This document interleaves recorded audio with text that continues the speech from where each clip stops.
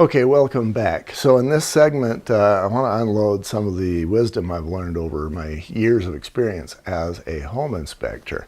I went most of my career without realizing this. This is one of those little gems that you wouldn't think would apply very much, but it seems to apply quite a bit. I have learned that where I see spiders or spider webs, it tells me I have water history. And those seem to be two very different things, but here's why. You know, spider webs obviously follow spiders, and where there's spiders, there's bugs. And where there's bugs, there's usually a moss or a mold that the bugs are there to eat. And where you have molds, there's water.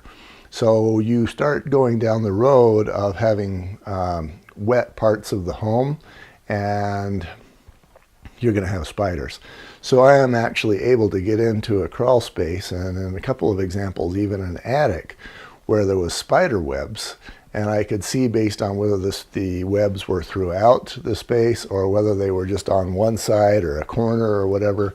And based on the location of those webs, I was able to see where the water history had been. So again, if it's throughout, you've got water problems throughout, and you don't have maybe, you know, if you got a leak over there, it's not going to be throughout. The spider webs are going to be over there.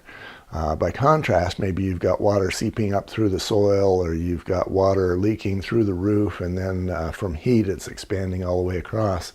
Under those sorts of environments, then you're going to have spider webs basically everywhere where the water is. Now, attics, of course, being so hot, it's far more rare for those to have any sort of life in there other than perhaps mice that are getting into the insulation. But I have seen spider webs in attics. As far as protecting yourself, there are certainly some things that you can do. The most important thing you can do to protect yourself from being bit with spiders is to just be smart. And smart can mean this, you know, I've mentioned maybe you've got an unfinished backyard, or you've got shrubs in the backyard that you've got to force your way through, perhaps to get to a hose bib or the electrical main, or, you know, whatever it may be, maybe a sprinkler head. And the homeowner can do that. The home inspector will often do that. Sometimes the realtor will do it. But I want you to be aware that as you're pushing through those things, that might already be the domain of a spider that has a bite that you don't want to get. So be aware through the jungles.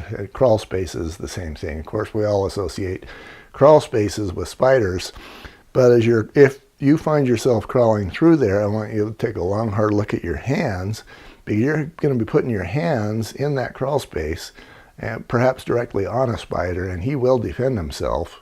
He thinks you're there to kill him, and he's going to see if he can get even first. So, gloves. And then, of course, you want to go with whatever protective equipment that you can, and that's PPE, personal protective equipment. That includes gloves and a suit. You know, and any skin that's exposed is a potential target, but especially the extremities, the hands and the feet, where you're most likely to be bit. Obviously, if you're forging through that crawl space head first and you're running right into a spider web that you don't see, now that spider is going to be on your head, and you probably don't have that protected. So again, PPE is helpful, but being smart is probably the first priority. Awareness. As you're forcing your way through that bush or through that crawl space, you want to look for things like funnel webs. You know, if you got a funnel type web, especially in the corner, especially down low, or maybe at the bottom left or right side of a window frame, you could easily have that funnel web spider there. And as you're trying to force that window open to see if it works or whatever, here comes the funnel web, and you know, they'll defend their home.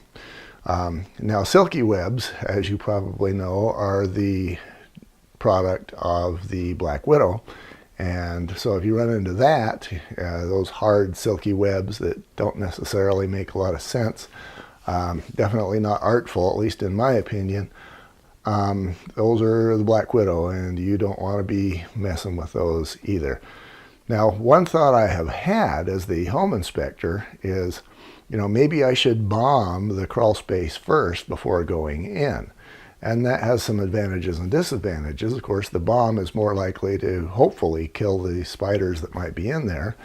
But if you don't give that bomb enough time to aerate out, then instead of being killed by the spider, you might be affected by the poison that was intended to kill the spider.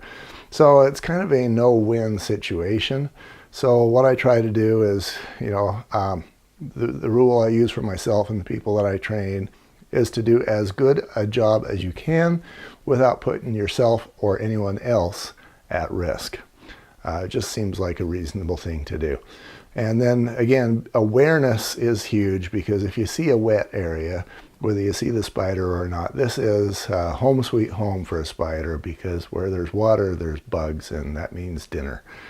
Obviously, if we're moving Christmas boxes or if we're moving maybe firewood, there's going to be spiders in those sorts of environments. So even there, even if it's not the corner of the house and maybe it's not wet, you still want to be using reasonable precautions as you protect yourself and your clients. Next segment, I'm going to cover some of the war stories I have. We'll be right back.